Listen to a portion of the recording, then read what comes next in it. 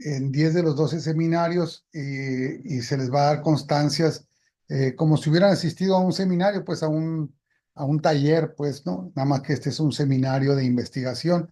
Entonces, ya los objetivos del seminario ya están definidos, los objetivos, seguramente a partir de que ustedes envíen sus datos, pues, para poderles enviar qué es el seminario, cuáles son sus objetivos, cómo se va a desarrollar, pero por el momento les digo que este es un seminario que va a ser los últimos martes de cada mes. El martes siguiente es el 26 de noviembre y como diciembre no tiene el último martes, pues es festivo. En diciembre va a ser el 17 de diciembre, el martes 17 de diciembre de 5 a 7.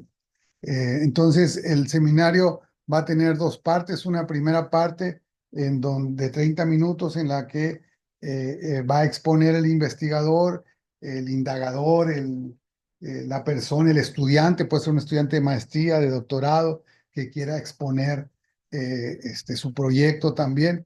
Y después de eso vamos a tener entre 20 a 30 minutos para las preguntas. Ustedes van a levantar con la manita pues que tienen ahí para poder participar. Eh, Creo que por ahí deben de tener esa manita. El, eh, Hay que buscar la manita esta para poder participar, para que me levanten la mano, pues, y yo ir apuntando aquí para irles dando la palabra a cada uno de ustedes en el orden en que me la vayan solicitando, ¿no? Entonces, la primera plática de hoy se llama Victimización en jóvenes durante el confinamiento por COVID-19 en México y Rusia.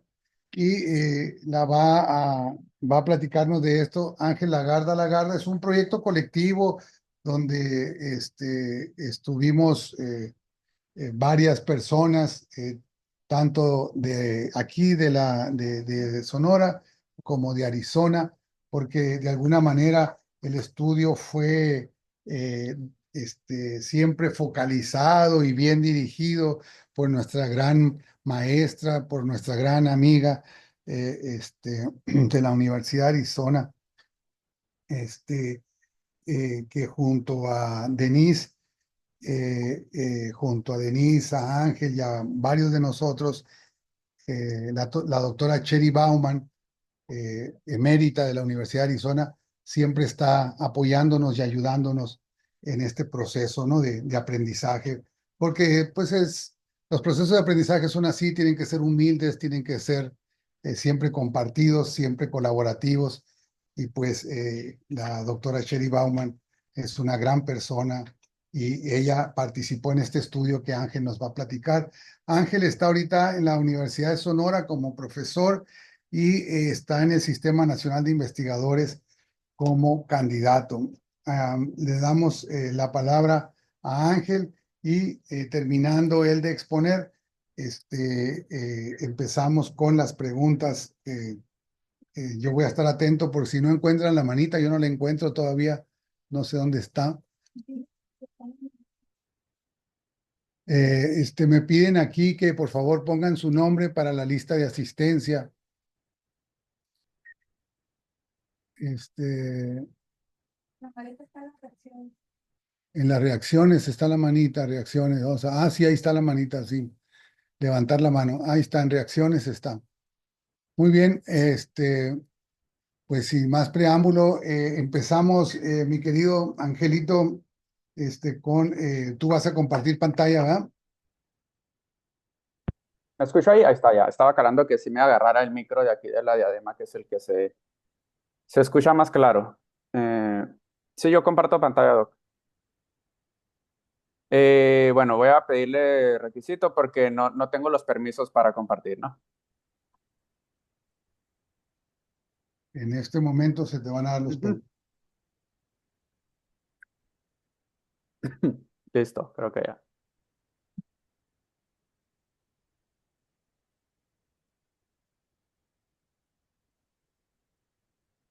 Ya les spoileé aquí. Ahí están viendo mi pantalla, ¿verdad? Sí, ya. Ok, voy a hacer aquí grande.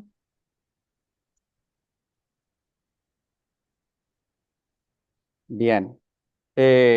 Buenas tardes a todos. Como bien mencionaba el doctor Vera, les voy a platicar de este trabajo pues que ya se realizó hace un año o 2 años que salió publicado. La revista en la que salió publicado es en la de Psicología, Sociedad y Educación.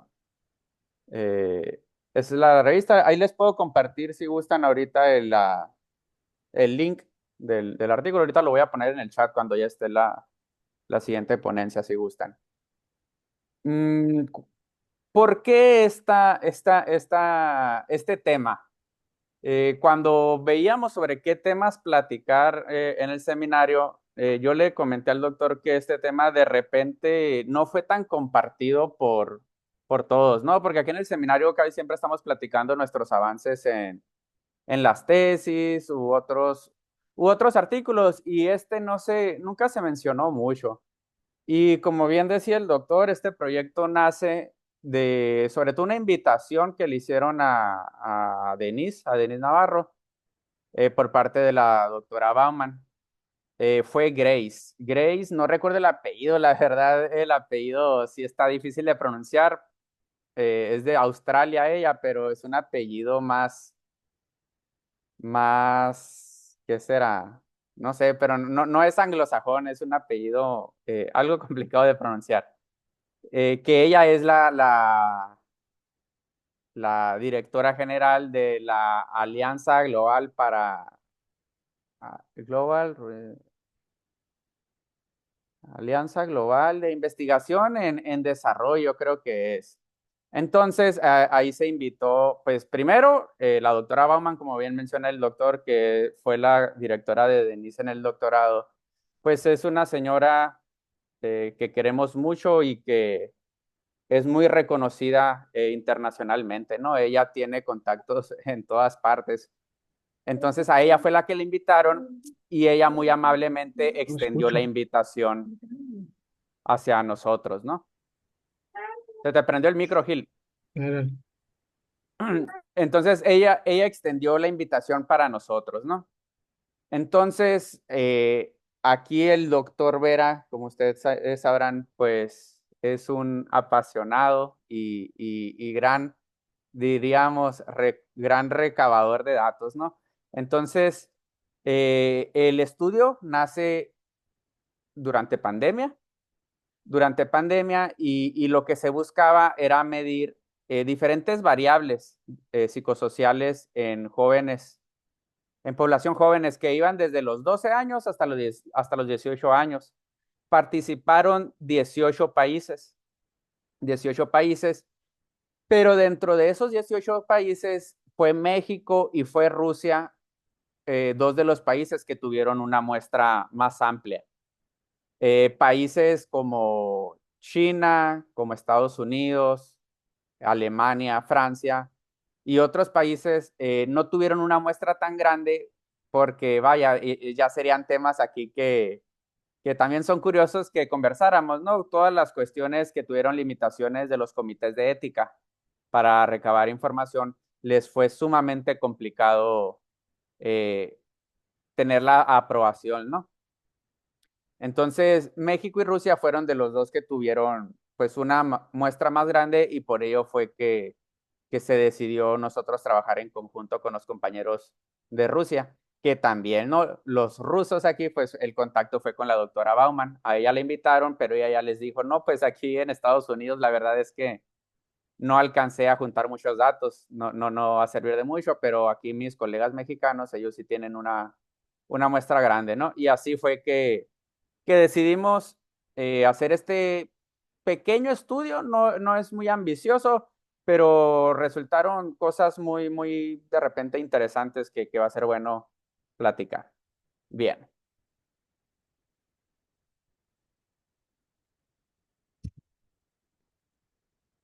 Bueno, primero que nada, ante la pandemia, como bien recordaremos, empezaron a salir infinidad de estudios, ¿no? Que lo que trataban era pues de dar un vistazo, una imagen, qué es lo que estaba pasando en la sociedad pues con el confinamiento sobre todo, ¿no? Y bien, el impacto de la pandemia que pues la mayoría conocemos y que era algo que se veía, que veíamos en los artículos, era sobre todo el impacto que tenía esta en la educación, en el sistema escolar y también en las familias, ¿no? En la educación principalmente lo que veíamos pues era que se pasó de una parte presencial, como la conocemos, a la parte en línea o digital, ¿no? Y este cambio, pues, como bien se preveía, afectó, ¿no? Afectó a los estudiantes y a profesores también, pero aquí por estar hablando de jóvenes nos centramos en los estudiantes, pero los afectó de maneras muy diversas, ¿no? En cuanto a su desarrollo psicosocial. No solamente hablando de desempeño académico y cuestiones más educativas, sino que ya también en cuestiones sociales, ¿no? Entonces, y la otra parte es en el aspecto familiar. A las familias pues también hubo un impacto muy grande. Entonces, aquí debemos de recordarnos, plantear el escenario. Eh, un escenario mundial donde ya hay bastantes obstáculos en la educación que ya existían y aparte viene este confinamiento que viene a agravar muchas de las problemáticas que ya estaban presentes. Entonces, los contextos culturales. Eh, nos dimos cuenta cuando platicábamos de cómo fue el confinamiento y cómo fue el cierre de la educación, que en México y en Rusia, de alguna u otra forma, había sido bastante similar. Eh, aquí lo que pongo y que pues podría haber que resultó algo interesante es esto de que en Rusia, aparte de trabajar en plataformas en línea, sí había como un día a la semana en ciertas escuelas donde se proporcionaba materiales, ¿no? Materiales, trabajos y demás que se entregaban al alumno y al final de la semana era que se recogían, ¿no? Entonces, de alguna u otra forma, el contacto no fue tan perdido, ¿no? Como aquí en México, que se supo en ciertas escuelas o bastantes escuelas que pasaron años de los maestros que no volvieron a ver a sus estudiantes, ¿no? Hasta que se volvió oficialmente. Y bueno, en México lo que ocurrió oficialmente, lo que conocimos, pues fue el programa de Aprende en Casa, que era vía televisión, apoyado sobre todo, pues sabemos que WhatsApp fue lo que se utilizó mucho y medios no oficiales, pero pues sí, plataformas digitales sobre todo, ¿no? Aquí recordemos, hablando sobre todo en general, ¿no? Sabemos que en educación privada, pues sí hubo algunas ciertas plataformas o un mayor contacto, pero de manera general, pues lo principal era el programa y sí, el contacto por algunas plataformas digitales. Y aquí pareció importante destacar esto, ¿no? Como en el 2018 eh, se reportó, o sea, antes, en un contexto prepandemia, se reportó que alrededor del 10% de los estudiantes en Rusia y del 25% en México no tenían acceso a un lugar tranquilo para estudiar en casa, ¿no? Es decir, desde ahí, pues un poquito ya se podía prever algunas problemáticas que iban a venir, ¿no? Bien, el marco teórico. El marco teórico se utilizaron básicamente el modelo bioecológico de Brockenbrenner que hemos utilizado en infinidad de estudios y que nos habla de diferentes niveles que afectan al desarrollo del sujeto, ¿no? Pero aquí lo que más quisiera yo platicar, agregar, es este otro, el mapa mundial, mapa cultural, perdón, que nos habla de las diferentes culturas, es más del aspecto cultural y cómo se trata de dividir a los países entre los países que son más tradicionales y los países seculares, es decir, que son como más liberales, ¿no? Que buscan más otro tipo de cuestiones de equidad de género y demás. Y el otro eje horizontal que sería los que se enfocan más como en la supervivencia y en el otro polo a la expresión, ¿no? Entonces, aquí no sé si alcancen a ver ustedes, pero en el extremo superior izquierdo vemos a Rusia, ¿no? Vemos a Rusia y acá abajo en la Latinoamérica, abajo a la derecha en el otro extremo, está México, ¿no? Entonces, se los platico eso porque, spoiler, entre las cosas que encontramos, las diferencias, algunas de esas cuestiones tratamos de explicarlas a través de este modelo, ¿no? De esas diferencias culturales que había entre ambos países, ¿no? Que de alguna u otra forma, pues también sí encajan y tienen una relación con toda esta parte del macrosistema de Bronfenbrenner, ¿no? Bien.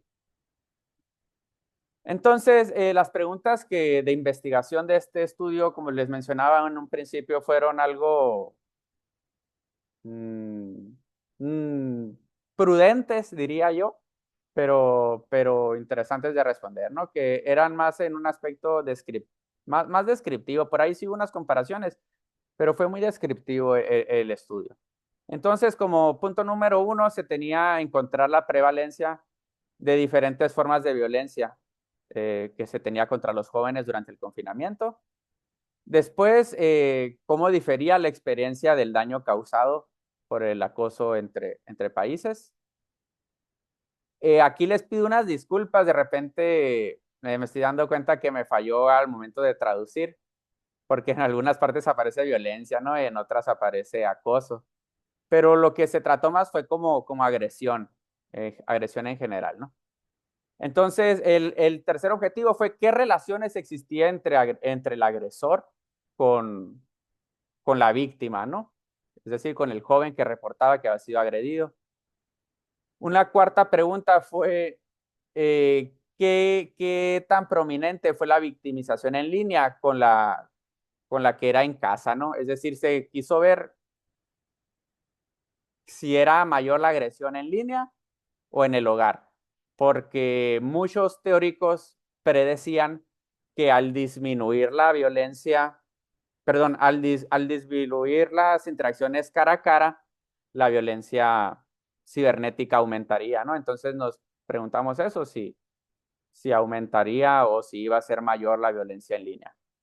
Y punto número 5, se preguntó cómo contribuyen las diferencias culturales a la comprensión de los hallazgos sobre la victimización juvenil, ¿no?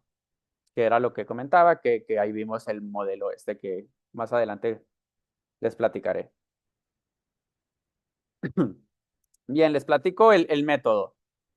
Eh, como bien les decía, el estudio participaron 18 países, ¿no? Nosotros, la población que obtuvimos fue esta. En México fueron 657 y en Rusia 427, ¿no? La mayoría fue mujeres en ambos países. Aquí algo interesante, diría yo, es cómo la población no binaria es mayor en Rusia, aun cuando la población total es menor. Eso de repente pues a mí me pareció interesante, ¿no? Si en algún estudio luego si quisiera tomar más en cuenta la población LGBT, mm, pues vaya, ¿no? Quizás nos hable un poquito de esta cuestión de ya los países desarrollados, cómo probablemente pues ya van un paso más adelante en esas visiones de búsqueda de equidad. Entonces, los instrumentos. Como bien les mencionaba, los instrumentos, ya se imaginarán, eran 18 países y no todos eran anglosajones. Entonces, hubo traducción a distintos países, ¿no? A distintos idiomas, perdón. Entonces, el proceso que se siguió fue este que aquí viene, o sea, se tomaron las escalas originalmente al inglés. Una persona bilingüe, dependiendo obviamente del país al que se fuera a traducir, lo tradujo y otra persona bilingüe que no hubiera conocido anteriormente la escala original, lo tradujo de regreso, ¿no? Esto para comparar las versiones y después, con las diferencias que existieran, pues ya resolverlas, ¿no? En un debate entre los traductores y los investigadores, obviamente, aunado a la teoría, ¿no? Dice, en todos los casos se realizaron modificaciones a las encuestas según fuera necesario para adecuarlas a las convenciones del idioma local y el contexto cultural. Porque, por ejemplo, aquí nosotros, que fue México, también participó España y algunos otros países latinoamericanos. Entonces sí hicimos algunas adecuaciones donde era al español mexicano, ¿no? Porque había algunas palabras que, pues que no las usamos aquí en México. En este estudio les voy a platicar nada más de esta escala. Como bien les decía, el estudio grande sí trabajó otras escalas de depresión, ansiedad, estrés, resiliencia, bienestar. Se trabajó también, mmm, bueno, un sinfín más de variables, ¿no? De instrumentos, perdón. Pero aquí se utilizó básicamente esta escala de victimización que está conformado principalmente por 8 ítems. Y en esos 8 ítems va así. El instrumento dice, durante el confinamiento fui y ya dice el tipo de violencia. Entonces eran 8 tipos de agresiones, ¿no? Se preguntaba, fui pateado, golpeado o empujado, se burlaron de mí, me amenazaron, etcétera, etcétera, ¿no? 8 tipos de violencia. Después, sobre cada tipo de violencia se hacían las siguientes preguntas. Se preguntaba sobre qué tan dañino había sido para ellos esa agresión, es decir, donde si contestaban 1 era nada dañino y si contestaban 5 es que había sido extremadamente dañino, ¿no? También se preguntaba sobre la frecuencia, donde 0 era que nunca había sido, por ejemplo, burlado, o 7, donde había sido, es el mayor frecuencia de haber sido agredido, ¿no? Y también se preguntaba la relación que se tenía con el agresor. Es decir, que si la persona que se había burlado de ellos había sido su padre, si había sido su mejor amigo, un compañero, un hermano, un amigo, maestro, si no había ninguna relación o alguna otra que se hubiera pasado a preguntar, ¿no? Pero básicamente era sobre 5 tipos de agresión que se preguntaba en el estudio. Bien, el procedimiento. Se obtuvo el permiso de las entidades apropiadas en ambos países para realizar la investigación. Entonces, aquí en México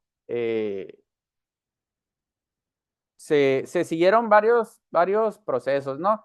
Pero fue mucho con directivos de escuelas y que se logró llegar a los grupos de WhatsApp de profesores y estos lo compartieron con alumnos, ¿no?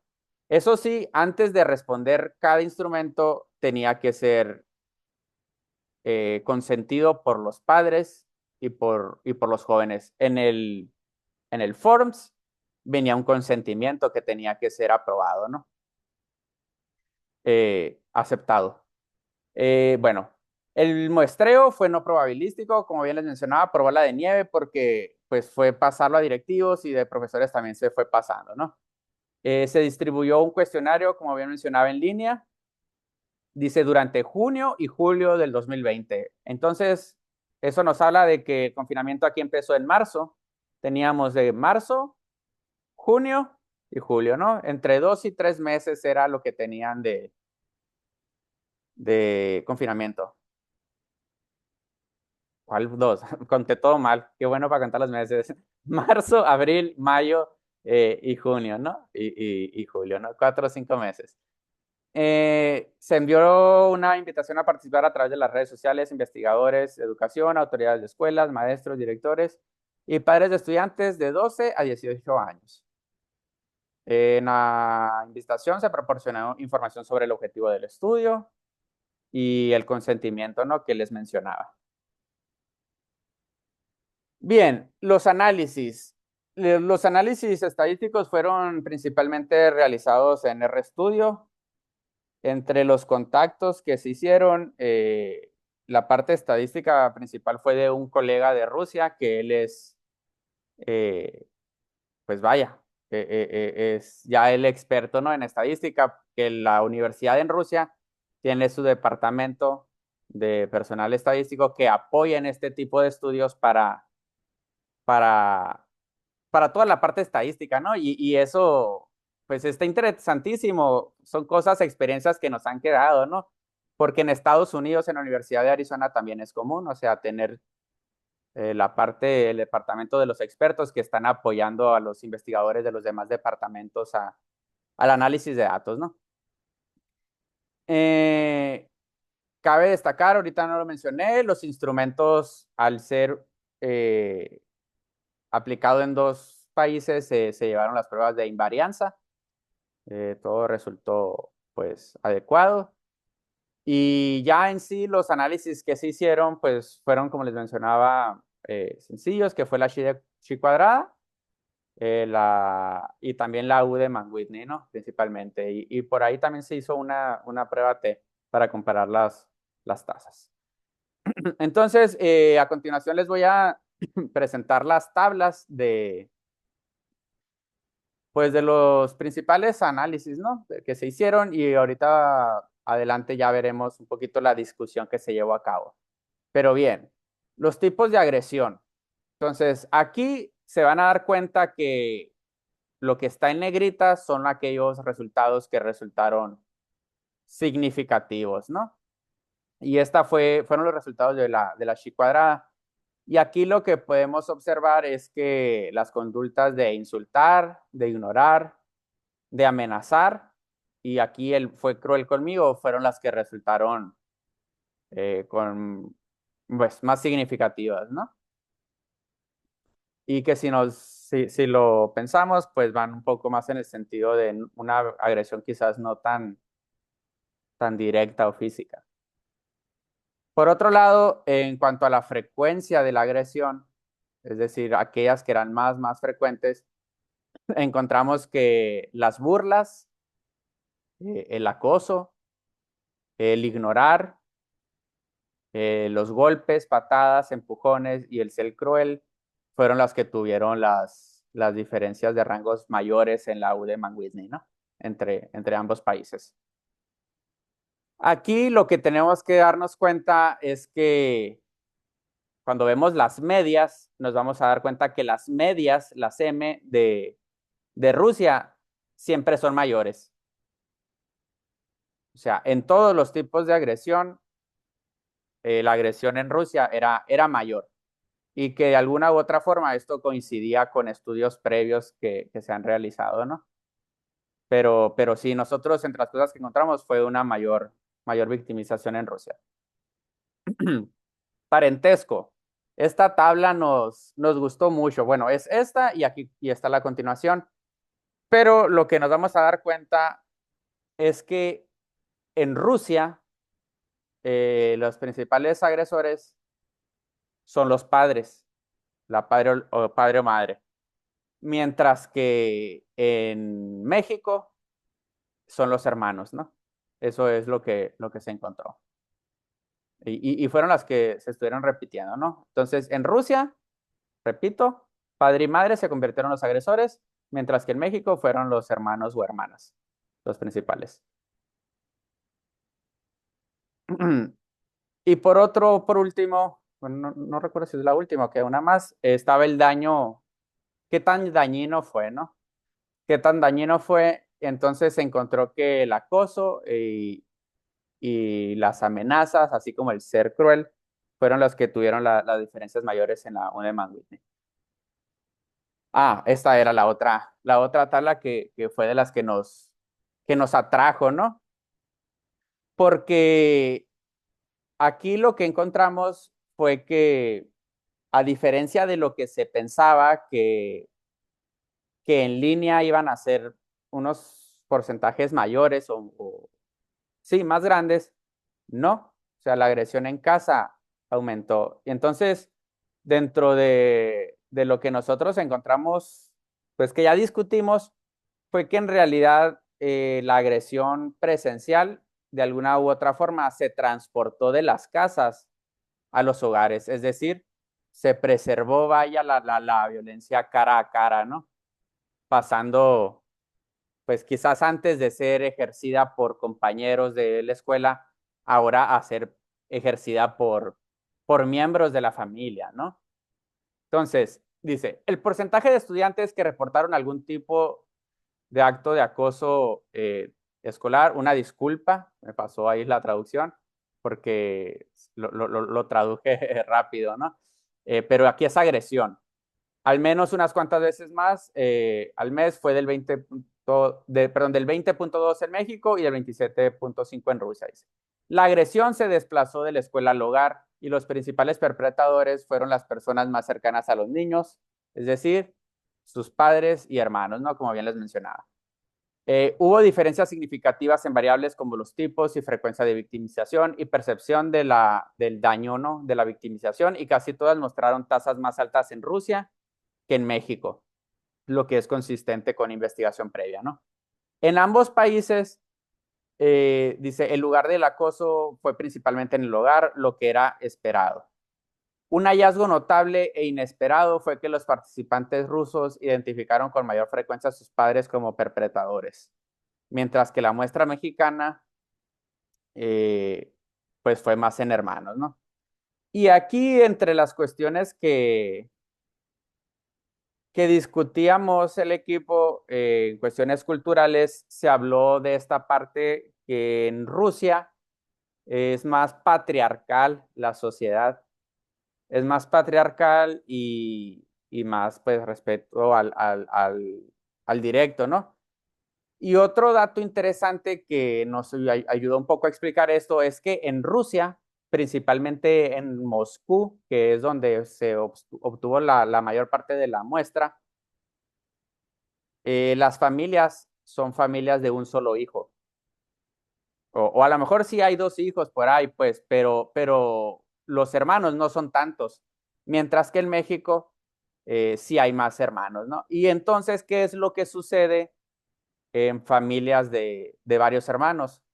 Pues que los hermanos mayores suelen a tomar un rol de adulto, ¿no? De mayor. Y un poquito de las explicaciones que obviamente son suposiciones y que harían falta más estudios para comprobar, es que el hermano al tomar, vaya, el rol autoritario, suele ser más sencillo o le resulta más probable que ejerza la violencia, ¿no? A los hermanos menores. Bien, las limitaciones. Eh, Aunque los tamaños de la muestra, pues como bien les decía, fueron 600 en México y otros 400 aproximadamente en Rusia, la cosa se complicó un poco más cuando fuimos a seleccionar únicamente los participantes que habían sufrido violencia, porque ahí ya disminuyó bastante la muestra, ¿no? Que como nos dábamos cuenta acá en las tablas, pues ya era menor, ¿no? ¿Verdad? Si se fijan aquí, 61 era nada más los que habían sido burlados. Entonces eso nos habla de un 10% de la, de la población total, ¿no? Y que es lo que nos dice muchos teóricos, que el 10% es víctima, ¿no? Cuando vemos cómo se comporta el fenómeno en las aulas de clase. Eh, entonces eso pues limitó un poquito ahí. Y la otra parte también es que pues fue por invitación y que de alguna u otra forma sabemos que hay un sesgo enorme entre los participantes que deciden responder y aquellos que no. Entonces, pues ahí pues nos puede sugerir un sesgo, ¿no? En la muestra.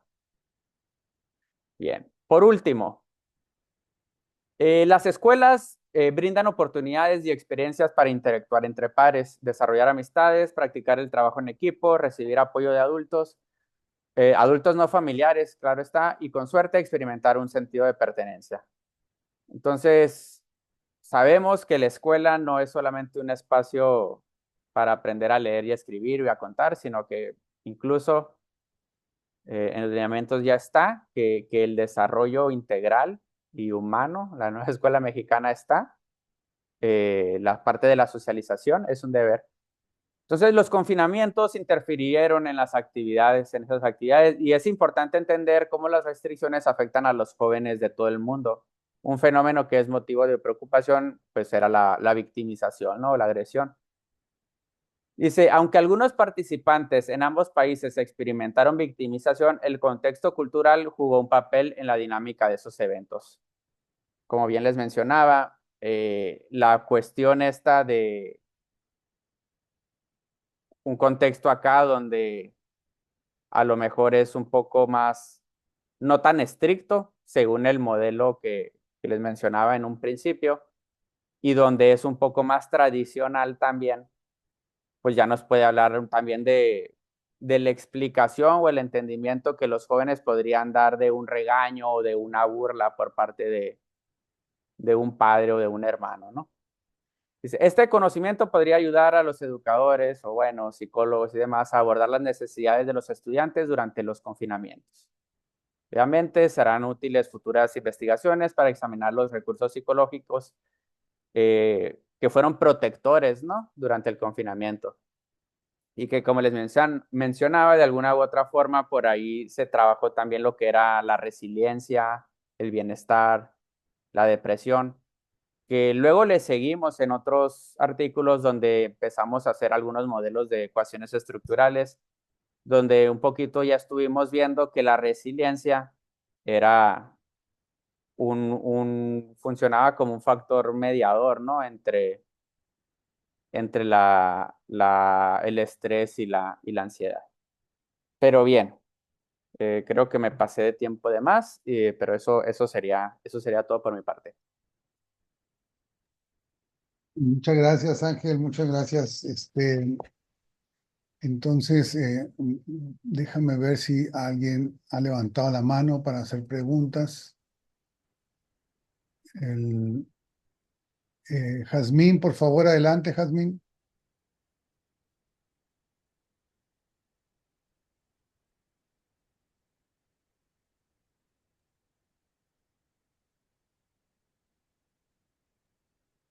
Mm, ¿Qué pasa con tu micrófono, Jazmín? Buenas tardes. ¿Se Adelante. escucha? Sí, Sí, muy buenas bien. tardes, Jasmine, se escucha bien. Ah, sí, no, es que de hecho la manita se me levantó sola, pero pues nada más felicitar al compañero, Ok, aprovechando. bien, gracias. Gracias. Se quedó pegada desde el principio, ¿verdad? Ah, Creo ok, que sí. gracias. Bien. Eh, Soledad, dices. Eh, Soledad Ibarra está levantando la mano. Adelante, Soledad. Sí, buenas tardes a todos. Excelente plática, por cierto. Me queda una duda con respecto al trabajo que hiciste con la estadística de medias. Entonces mencionas que las medias siempre son mayores para Rusia, pero no tiene que ver con la cantidad de datos. Bien. No, en este caso, cuando son medias, el tamaño de muestral no lo afectaría, ¿no? Pues al ser una media, es pues un promedio, ¿no? De los resultados. Fue la mayoría, pero por ahí sí hubo algunos que en donde, no recuerdo exactamente cuál fue, donde México sí fue mayor, pero también por muy poquito, a comparación de cuando en Rusia era mayor por bastante, ¿no? Y esto me lleva a una segunda pregunta. Eh, ¿Qué tan símiles somos con Rusia en este aspecto? ¿Qué tan qué, perdón? ¿Qué tan símiles podemos ser con Rusia en este aspecto que pasamos por pandemia en cuanto a condiciones estructurales? Ok. Pues muy buena pregunta, ¿no? Bastante similares en algunos aspectos y distintos en otros, ¿no? Lo que platicábamos con el doctor aquí es que en Rusia, como bien mencionábamos, ¿no? Moscú, aquí es Sonora. O sea, estamos hablando que en Moscú el nivel de densidad poblacional es una barbaridad mayor que al que teníamos aquí, ¿no? Y cómo, pues vaya, son edificios departamentales y donde probablemente el confinamiento, pues vaya, puede afectar de alguna otra manera que aquí en Sonora, pues la población, la mancha urbana no ha crecido tanto para arriba, ¿no? Entonces, en esos aspectos bastante distintos, pero en otros aspectos como, por ejemplo, lo que mencionábamos ahí del trabajo en línea, al ser digital, pues probablemente ahí sí fue más similar, ¿no? Porque no hubo, vaya, mucho contacto, ¿no? Lo que platicábamos con los colegas cuando se daban las reuniones y que platicábamos los contextos de aquí y de allá, sí era bastante similar, o sea, sí nos platicaban una realidad bastante similar a la nuestra en el sentido de estar en el hogar y el contacto que se tenía únicamente era con la familia, ¿no? Muy bien, muchas gracias, Ángel. Adelante, Ceci. Diana. Sí, pues respecto felicidades por lo del estudio, ¿no? Porque yo creo que es muy importante resultados que nos están demostrando. Sin embargo, a mí me preocupa que tanto aparte de lo que ya sabemos que en México, pues fue un poco más impactante la situación de violencia de padres perdón, de hermanos, pero también se presentó el efecto en nuestras escuelas, cuando menos que yo trabajo en esa situación entre pares, o sea, entre alumnos e incluso en situaciones también de alumno-maestro. ¿Eso qué tanto efecto tiene? Y si en el estudio también arrojó el impacto que pudo tener en el proceso de enseñanza-aprendizaje, o sea, si realmente esta situación de irnos a esa modalidad y se estaba presentando la situación emocional de estos alumnos que estaban sufriendo violencia, qué tanto afectó en sus aprendizajes, ¿no? ¿Cuál fue, si se llegó más allá o solamente el manifestar las situaciones de violencia, que a mí en lo personal, y coincido yo con lo de Soledad, pues que en este caso México con la escuela es nuestra tardó tiempo en que llegara a todas las escuelas, en que todas las escuelas tuvieran las mismas oportunidades de trabajo, que tuvieran las mismas condiciones del Internet, de tecnología. Entonces, comparado con Rusia, pues pienso yo que hubo una situación que sí hay diferencias, ¿no? En ese aspecto. Ese Gracias, sería Ceci. Adelante, Ángel. Sí, en cuanto a la parte de desempeño, lamentablemente no se trabajó ninguna variable ni se le dio seguimiento a variables en cuanto ya al rendimiento, desempeño académico. Por otra parte, sí es cierto lo que usted menciona y que ahorita Soledad, y que probablemente a mí me faltó también agregar esta cuestión de, pues oficialmente, ¿no? Se dice que pasó algo aquí en México en cuestión de que, uy, se llevó el programa Trabaja en Casa y se trabajó con plataformas digitales, pero pues bien sabíamos que un gran porcentaje de la población ni contacto a acceso a Internet o algún medio digital, ¿no? Entonces, sí somos conscientes de que, pues de lo dicho al hecho, ¿no? Sí había una gran diferencia en ese sentido. Eh, y por otro lado, en la cuestión de los recursos, pues fue en lo que, perdón, en la cuestión, como les mencionaba, el desempeño ya no fue, no se continuó, ¿no? Y que sabemos que en realidad otros programas también como el PENSE, que trabajaban la convivencia escolar, ya cuando volvimos después de bastante tiempo, más a lo que se dio seguimiento fue al rezago, ¿no? Y estas problemáticas pues de socialización no es que hayan desaparecido, pero surgieron estas otras que de repente se volvieron más como urgentes, ¿no? No recuerdo qué otra pregunta me haya mencionado y que de repente esté dejando de lado, una disculpa. Muchas gracias, Angelito. Adelante, Esmeralda. Sí, buenas tardes. Pues felicitar a Ángel Galarda por su trabajo de investigación. A mí me pareció pues muy interesante. Y sí, como lo dijo nuestra compañera Ceci, no hubo resultados porque yo me estoy dando cuenta en las anotaciones que hice de esta exposición que el tema es victimización en jóvenes durante el confinamiento por COVID-19 en México y Rusia. Se me hizo muy interesante porque, como lo puso en el mapa, dos países alejados y compararlos, pues muy interesante porque es un país en desarrollo y otro no. Entonces, la cuestión de las respuestas que me pareció interesante lo de los no binarios que se ve más allá en Rusia que aquí en México. Y sobre lo que me pareció también muy interesante y nos va a servir para nosotros en nuestros estudios de investigación que estamos haciendo en nuestras tesis, es la agresión en casa, pues que en Rusia se fue más arriba con los padres y en México con los hermanos. Pues para nosotros los docentes es un foquito, pues para poder checar esos detalles que hay tanto con los padres como aquí, más que nada aquí en México, con los hermanos. Como que poner atención en esas cuestiones y pues felicitarlo. Muy, muy bonito su trabajo, muy bonita investigación. Muchas gracias, Esmeralda. Muchas gracias, Esmeralda. Ángel, ¿puedes colocar exactamente lo que platicaba Esmeralda, el, El mapita. el mapa, por favor? Sí, claro.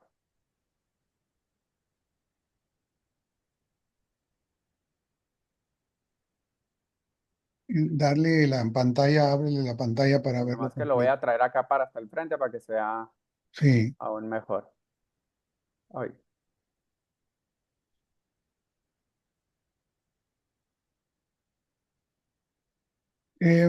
Bueno, la mayoría de estos mapas se hacen con el modelo de Schwartz de valores, la mayoría de estos mapas. Entonces, la teoría de Schwartz tiene estos dos ejes. Ustedes ven en el eje vertical valores tradicionales y en la parte de arriba valores seculares. O sea, eh, comunidades, las comunidades que tienden más a los valores tradicionales son comunidades de tipo colectivista, comunidades que todavía viven en comunidad, en grupos, en donde todavía el individualismo no ha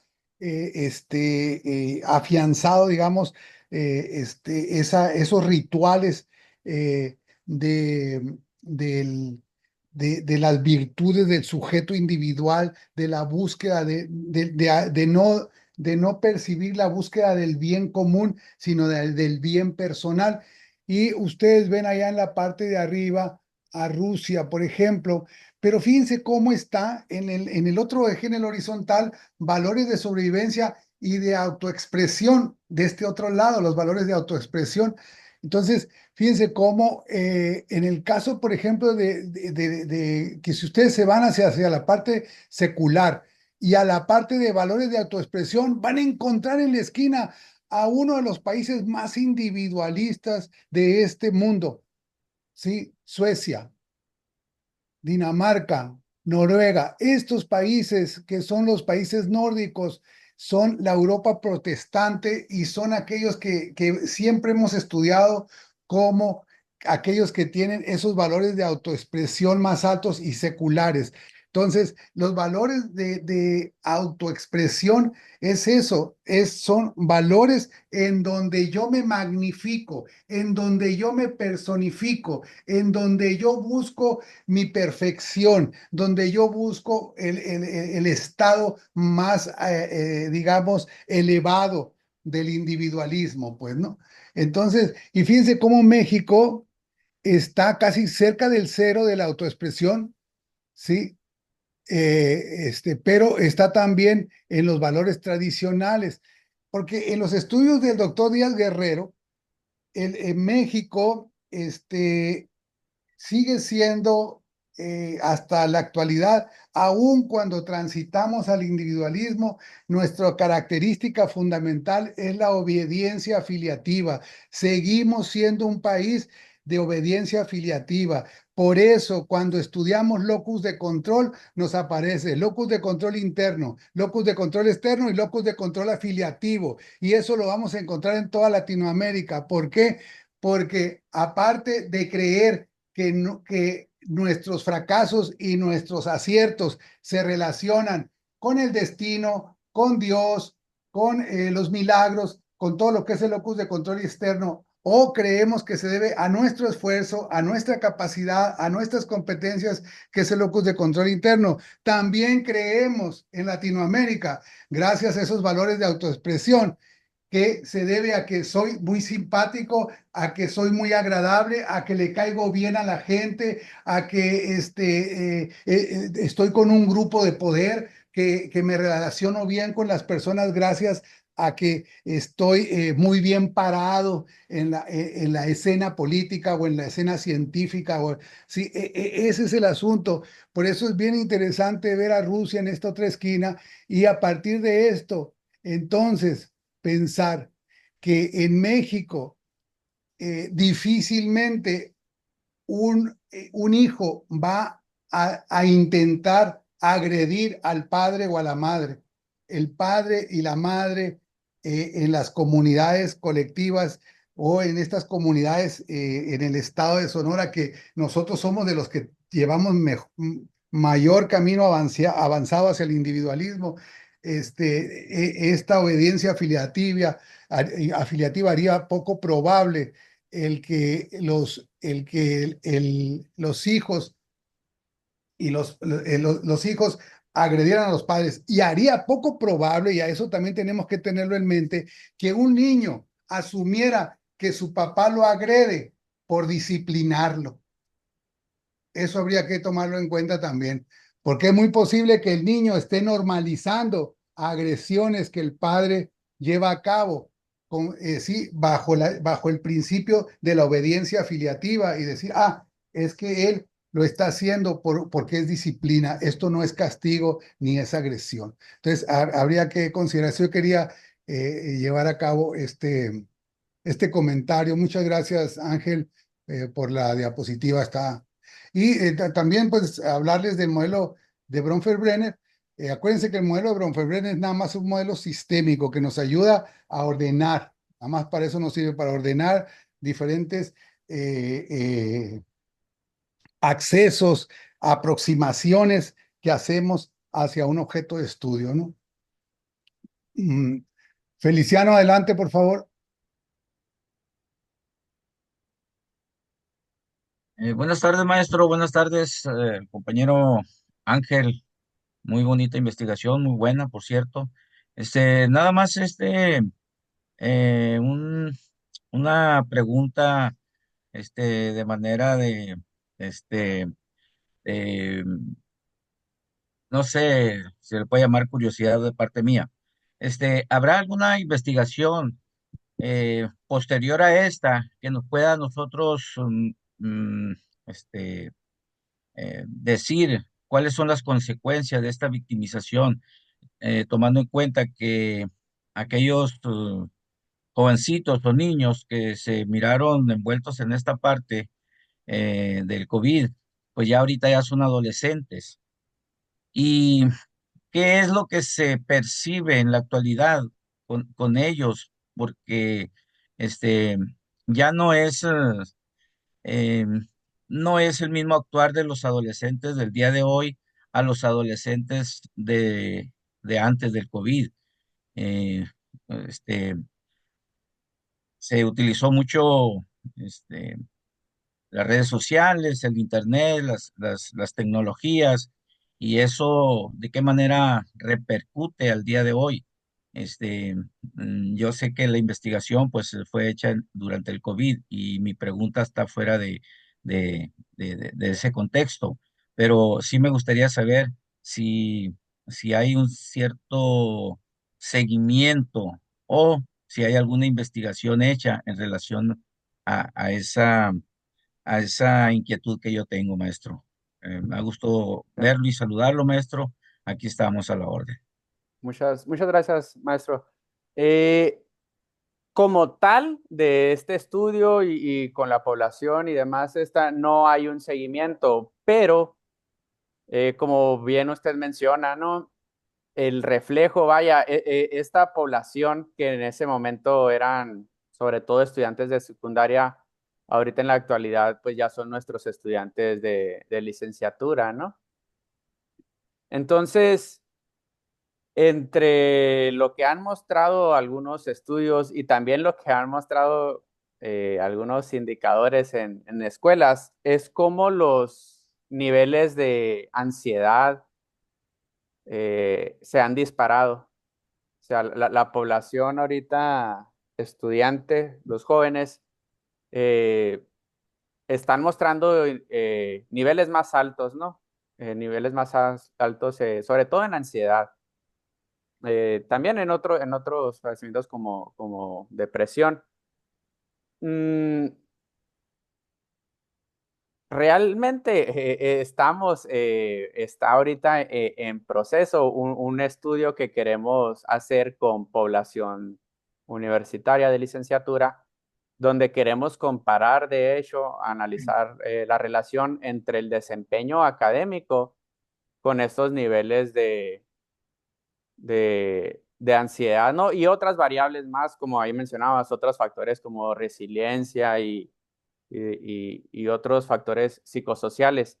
Sí, sí tenemos pensado seguir un poco por ese camino, pero creo recordar que sí yo en algún momento eh, sí se, sí se analizó el impacto y ya tal cual de la que hubo de agresión con pues vaya, en un futuro, pues el seguimiento que hubo. No estoy seguro yo o creo recordar estudios que lo hayan trabajado así como usted lo plantea, ¿no? Que vaya, aquí el gran obstáculo siempre va a ser el diseño del estudio, ¿no? Que necesitaríamos un diseño longitudinal y pues que eso por lo general nos suele resultar un poquito complicado. Está muteado, doctor Vera. Pero Ceci, no tiene levantada la mano a Ceci, no sé si No, pero sé si se le quedó levantada la le mano. quedó. Ah, ok, ok. Sí, se quedó levantada, doctor, Ok, perdón. bien. Sí, pues muchas gracias, mi estimado Ángel. Pues hay muchas preguntas. Eh, este, lo cierto es que si consideramos pues que Rusia y particularmente la ciudad de Moscú se encuentra en esos niveles en esos cruces de valores lejos de lo tradicional en todos aquellos valores que tienen que ver con la sobrevivencia, no con la expresión, sino con la sobrevivencia, o sea, países que están ya muy mucho más cerca del proceso individualista que nosotros estamos apenas empezando en la parte baja, ¿no? Lo cierto es que parecería ser, habría que buscarla en la literatura, que en la medida en que el país va transitando al individualismo, en ese tránsito se aumenta la frecuencia y los tipos de violencia, porque parece que cuando ya llegan, como los países nórdicos, y ya tienen normas, reglas para el trato dentro de esa. Porque, ¿qué hacen los países individualistas? Colocar en el Estado todos los sistemas de normas y reglas que van a ser útiles para darle focalización y futuro al grupo social. Eso es lo que hacen los individualistas. Pero para llegar a eso, tenemos que pasar tal vez por este trago amargo que estamos pasando ahorita del populismo y después vendrán o podremos hacer una socialdemocracia e ir caminando pues hacia aquellas visiones en donde el Estado se ocupa de definir y desarrollar una serie de normas y reglas para que los diferentes grupos sociales, minorías y mayorías, puedan interactuar entre sí y lo hagan de manera pacífica, pues, ¿no? Entonces siento yo que se deja ver, pues, cómo estamos en ese tránsito, nosotros todavía lejos, pero ellos ya están mucho más cercanos porque lo primero que tiene que suceder es eso, ¿no? Que pases de los valores tradicionales a los valores seculares acá arriba y que dejes los valores expresivos por los valores de sobrevivencia. Solamente así vas a poder ir transitando hacia ese mundo individualista. Y en un mundo individualista donde el bien común lo regule el Estado, pues, porque en un mundo individualista el bien común no lo puede regular las personas individuales, tiene que regular el Estado y las organizaciones no gubernamentales, ¿no? Muy bien, pues muchísimas gracias, Ángel. Hemos gozado de la presentación, y te agradecemos mucho, pues, el, la, el trabajo que desarrollaste eh, junto con Denise y junto con pues varias Con personas del usted. equipo y la doctora Bauman, ¿no? Sí, Y queremos gracias. agradecer pues a todos los muchachos y compañeros de la Universidad Autónoma Indígena de México que están presentes, y a los compañeros de la Unison, a los compañeros de la UABC.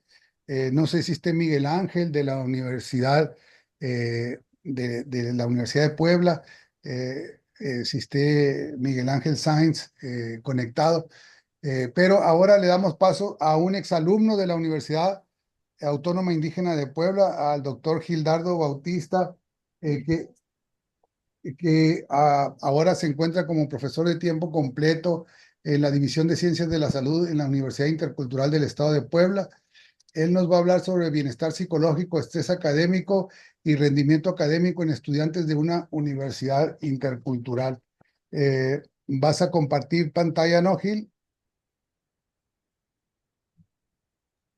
¿Qué tal, doctor? Buenas tardes, noche. Mandé mi presentación, no sé si alguien me puede ayudar a presentar, doctor. Sí, déjame ver. Eh, Mandé la presentación ahí en el grupo de WhatsApp. a ver si se está viendo. Sí, Ahí está. sí, sí se está viendo, maestro. Muy bien, Sí, ya se ve, doctor. muy bien. Adelante, pues, Gilardo.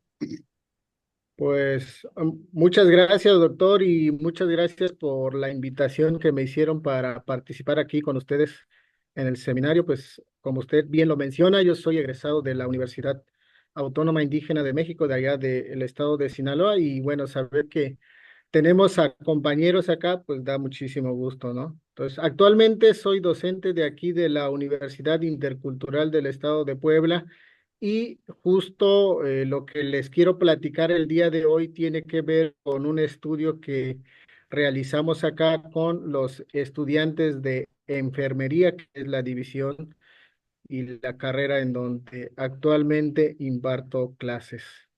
Adelante, doctor, por favor.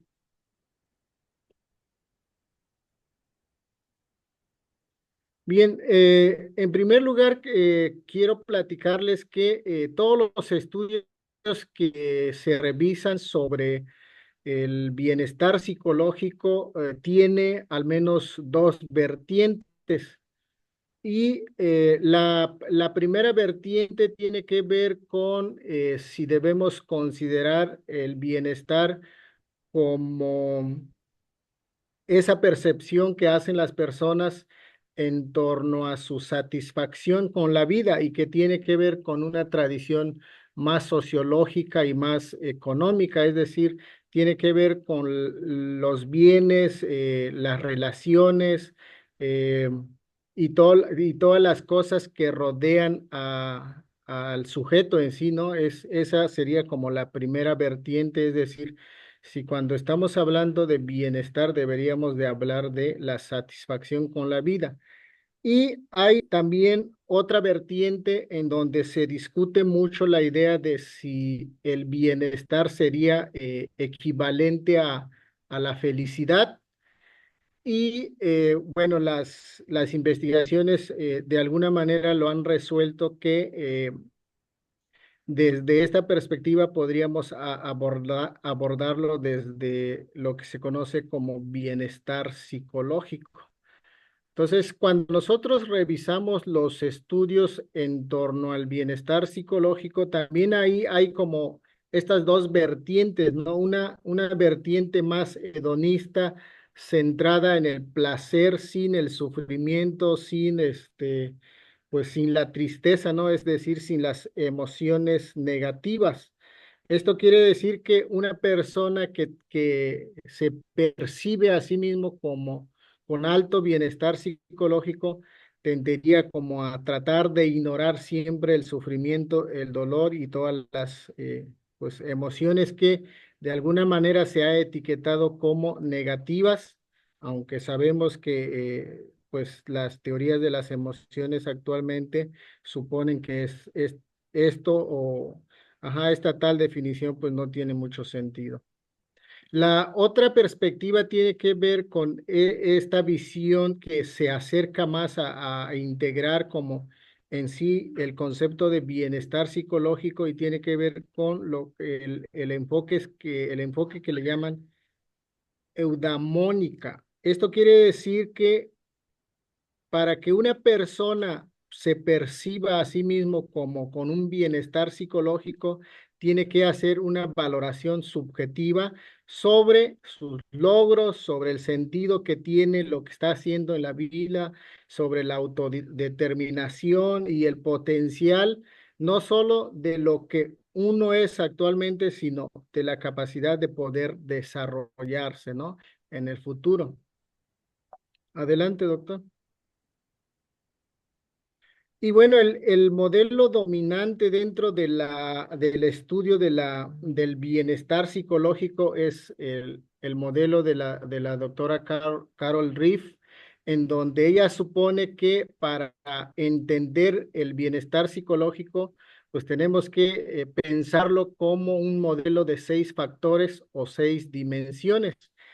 Es decir, una persona que se percibe a sí misma como con alta bienestar subjetivo, en primer lugar, tiene que aceptarse a sí mismo y esto incluye tanto las habilidades como pues las cosas que son como negativas, ¿no? O sea, nuestras, pues nuestras habilidades, nuestras fortalezas, las cosas que adoramos de nosotros, pero también de esas cosas que de repente no nos gusta. Es bien importante, dice ella, que para el bienestar psicológico es la autoaceptación.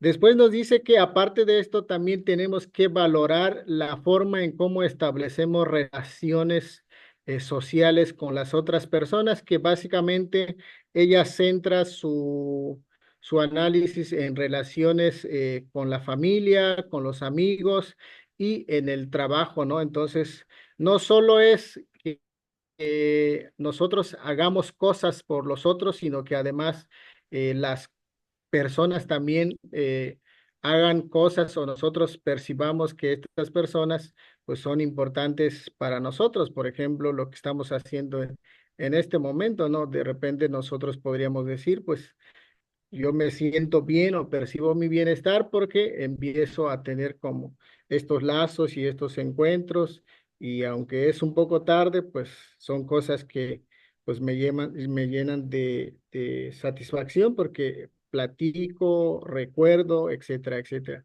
El tercer elemento que ella coloca es la autonomía.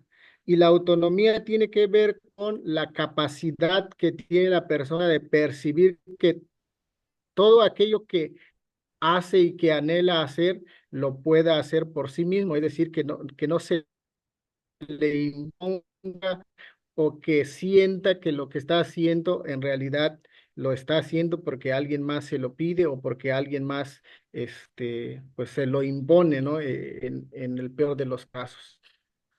También coloca el dominio del entorno, el propósito de la vida y crecimiento personal. El crecimiento tiene que ver con la valoración que hacen las personas sobre si realmente hay un cambio en esto que pretende lograr en la vida, que no se sienta estancado, que sienta que, por ejemplo, hablando de los estudiantes universitarios, que que no esté reprobando sus materias, que esté pasando los cursos y que perciba en general que hay un crecimiento personal.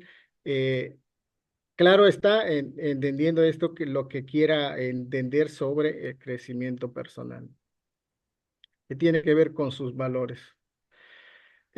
Algunos estudios que nosotros revisamos pues para contextualizar este estudio que se hizo acá en la universidad tiene que ver con este estudio de Carranza y Esteban. En general, lo que suponen estos investigadores es que en general los estudiantes universitarios tienden a valorar su bienestar psicológico como alto y su bienestar psicológico normalmente está muy relacionado con el rendimiento académico de estos estudiantes, es decir, una persona que tiene un buen rendimiento académico normalmente va a tener un bienestar psicológico alto y al revés, una persona que tiene un bienestar psicológico o que se percibe con un alto bienestar psicológico, normalmente tendería a tener un rendimiento académico alto dentro de la institución o dentro de la escuela. Adelante. Creo que se brincó uno.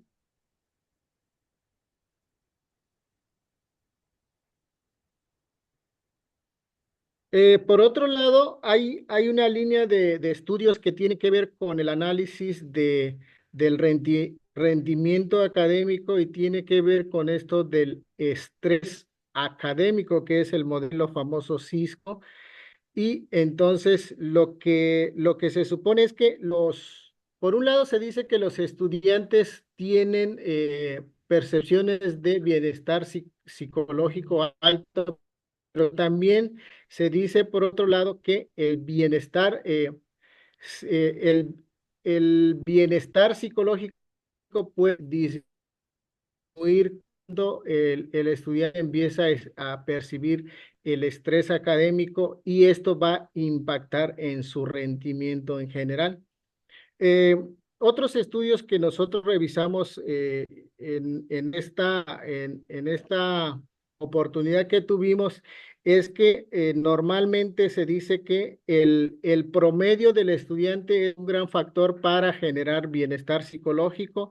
También el número de materias reprobadas es un elemento principal para que se tenga o no mayor o menor bienestar psicológico y la percepción de considerarse un estudiante exitoso, que creo que también esto va ligado, ¿no? Normalmente el éxito tiene que ver con que no repruebes tus materias, que saques buenas calificaciones, que te lleves bien con el docente y con todo el personal, ¿no? Ahora bien, para contextualizar, nosotros estamos dentro de lo que se le conoce como universidades interculturales. Hay que recordar que las universidades interculturales surgieron para dar respuesta a una demanda que se ha venido haciendo desde hace 24 años y mucho más, los pueblos originarios y de los pueblos indígenas en México para que los descendientes y los hijos de las personas que viven en estos pueblos pues tengan acceso a educación superior. De hecho, el estadístico que digamos que justifica la creación de las universidades interculturales es que en aquellos años solo el 1% de las personas que venimos de un pueblo originario podíamos tener acceso a la universidad.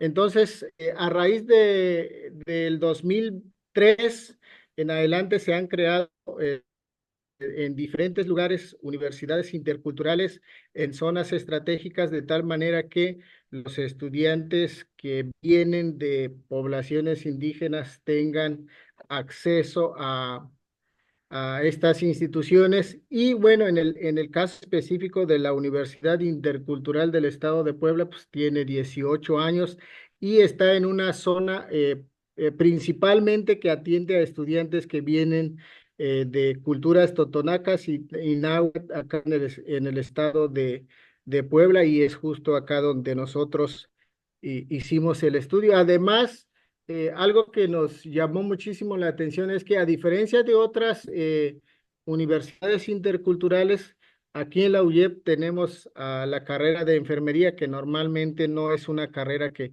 sea ofertada dentro de las instituciones. Y como sabemos, las carreras ligadas a las ciencias de la salud normalmente son carreras que tienen mucha demanda, y por lo tanto también cuando ingresan los estudiantes también se ha reportado que pueden percibir mayor nivel de estrés, mayor número de tareas, mayores horas de clases, prácticas clínicas, prácticas en laboratorios. Entonces, es como la manera en que nosotros tratamos de justificar este estudio. Entonces, el objetivo es muy simple en realidad del estudio, y tiene que ver el tratar de relacionar el rendimiento académico con el estrés académico de los estudiantes y el bienestar psicológico. Adelante, doctor.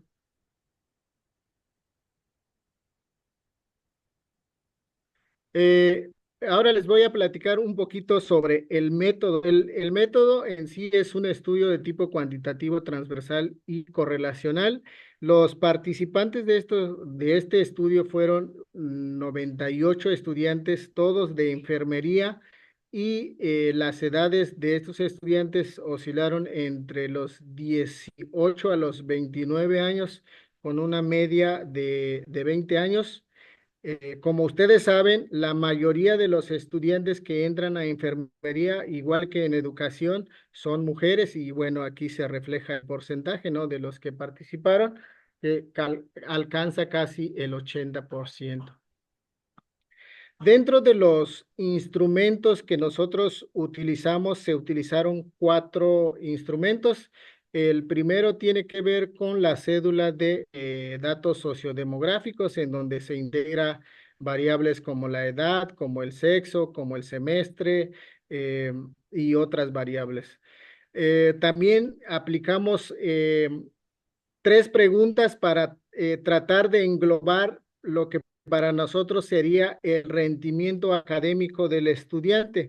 El primer indicador fue el promedio general obtenido por el estudiante en el bachillerato.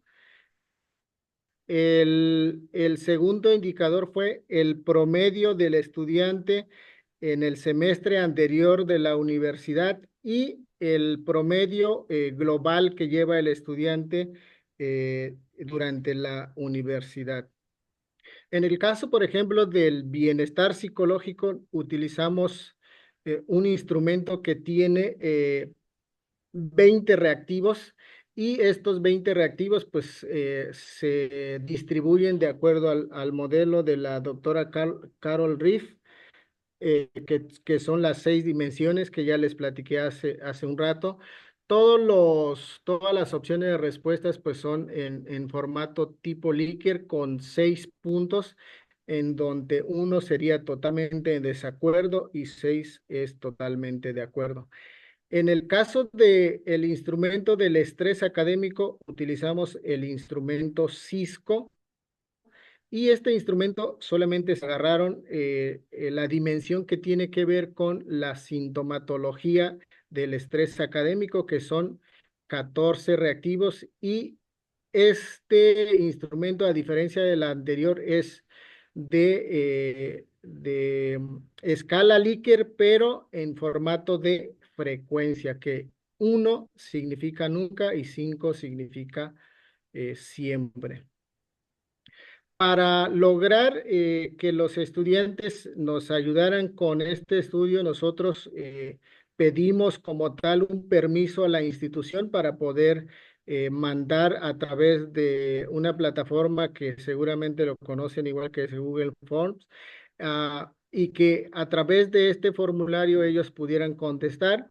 Dentro de los 4 apartados del instrumento colocamos el consentimiento informado, y los estudiantes para poder contestar los 4 apartados, pues tuvieron que darle a aceptar al consentimiento informado y nosotros estimamos la duración de la aplicación de un aproximado de 20 minutos. Ya lo que se hace es que una vez que el estudiante termina de contestar, se genera una base de Excel. Esa base de Excel nosotros lo descargamos y lo pasamos a el SPSS. Ya me acabo de inventar un programa porque ya le agregué una tercera S al SPSS. Ya estoy igual cuando decíamos, no, el SP, y yo decía, ¿cuál es el SP? Ahora estoy cambiando acá, pero es el SPSS. Y lo que hicimos son estadísticas descriptivas y correlación de Pearson, que a continuación les voy a mostrar. Bueno, como les decía yo, en los resultados, lo primero que quiero destacar acá es que la mayoría de los estudiantes que contestaron a este estudio fueron estudiantes hablantes del totonaco. Sí, que ellos se reconocen como lengua originaria el totonaco. Después tenemos a un porcentaje de bastante elevado también de estudiantes que dicen que su lengua materna es el español. Y a un tercer lugar, la lengua náhuatl, ¿no? Que son como los 3 grupos que dominan dentro de la carrera de enfermería. Aquí lo que pueden ver aquí ustedes es sobre los resultados, son los promedios que los estudiantes obtuvieron ¿cómo se llama? En cada una de las dimensiones. Y como ustedes pueden darse cuenta, en realidad en las 3 dimensiones es donde los estudiantes obtuvieron los promedios más altos, que tiene que ver con la autoaceptación, con el crecimiento personal y con el propósito de la vida. Estaba yo pensando mucho, porque ya sabemos que, ¿cómo se llama? Aquí está el maestro doctor José Ángel y dice, no grafiques las medias, pero para formas de visualizar yo me atreví a esta cosa y pues bueno, en realidad son las gráficas de medias, ¿no? Adelante. Respecto al estrés académico, los estudiantes en realidad obtuvieron un puntaje bastante bajo, 2.84, cosa que nos llamó mucho la atención y que es algo que estamos discutiendo ahí en la parte de discusión. Adelante, doctor. Y bueno, estos son los promedios relacionados con el rendimiento académico. Si se dan cuenta ahí, es muy parecido, bastante parecido, 8.7, 8.5 y 8.1 me parece ahí, ¿no? Entonces, son los promedios. Esto también tiene que ver porque les quiero platicar que aquí, al ser una carrera que es bastante demandada, de hecho, en los últimos 2 años, hemos tenido la demanda de arriba de 300, 400 fichas y que al final de cuentas hay un criterio de selección, ¿no? Para que puedan entrar a esta carrera en donde obviamente el promedio general del bachillerato es uno de esos indicadores, además del examen general, de la lengua originaria y de otras cosas que se contemplan ahí, ¿no? Y creo que aquí se refleja claramente, ¿no? Adelante, doctor. Y bien, llegamos aquí en la parte de la discusión. En realidad, respecto al bienestar psicológico, nos llamó mucho la atención que se parecen mucho a otros estudiantes y en sí el bienestar psicológico para los jóvenes es alto, sobre todo en crecimiento personal, autoaceptación y propósito de la vida. Y como les decía, estos son resultados que también se han encontrado en otros estudios respecto al rendimiento académico. Pudimos darnos cuenta de que este solamente se asocia con algunas dimensiones del bienestar psicológico, principalmente con la autonomía que ellos perciben, con el crecimiento personal y con el dominio del entorno. Por otro lado, pudimos observar que el estrés, a mayor estrés, menor bienestar psicológico, que también es algo que se ha reportado, pero en la siguiente lámina, doctor, por favor. Esto es lo que nos llamó muchísimo la atención. En primer lugar, nos llamó la atención porque en teoría los estudiantes de enfermería tienden a percibirse como más estresados, ¿sí? Normalmente los estudios que se han hecho acá, porque se han hecho dos estudios que no relacionan el estrés con el bienestar, pero sí otros estudios que relacionan con el estrés o con la ansiedad. Los estudiantes que salen más desfavorecidos en ese sentido son los estudiantes de enfermería, pero acá nos llamó mucho la atención, pero nos llamó también mucho la atención que las correlaciones, el estrés académico que percibían los estudiantes, pues no impactaba en el rendimiento académico. Entonces, es algo que nos llamó muchísimo la atención. Y bueno, creo que es como una línea que nosotros estamos como pensando explorar, ¿no? ¿Qué es lo que está pasando ahí o cómo es que, pues cómo es que le hacen, ¿no? Para mantener en primer lugar casi en un estándar su rendimiento académico, en este caso su promedio, cuando sabemos que pues que sí, en realidad sí tienen pues muchas tareas, prácticas clínicas, eh, pues, servicios, etcétera, etcétera, ¿no? Adelante.